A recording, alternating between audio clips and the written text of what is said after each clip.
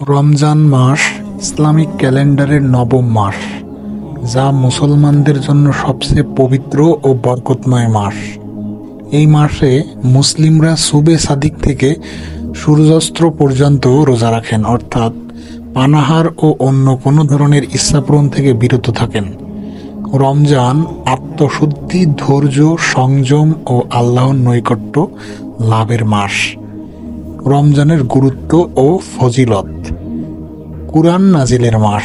এই মাসেই আল্লাহ তাআলা পবিত্র কুরআন অবতীর্ণ করেছেন। রোজার বিধান। রোজা মুসলমানদের জন্য ফরজ করা হয়েছে, যা তাকওয়া অর্জনের অন্যতম মাধ্যম।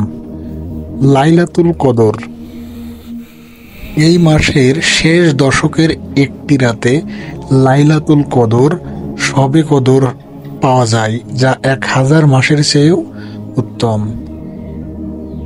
গুনাহ মাফের সুযোগ।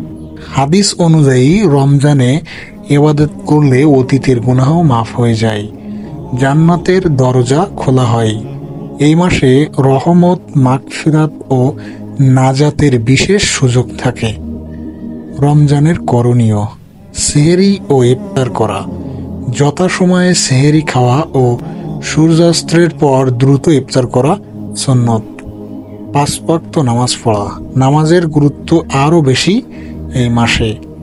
তারাবিহ নামাজ, রাতের বিশেষ নামাজ, যা সুন্নতে মুআক্কাদা। কুরআন তেলাওয়াত।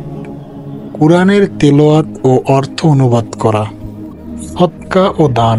গরিব দুঃখীদের সাহায্য করা, যাকাত প্রদান করা। লাইলাতুল কদর সন্ধান।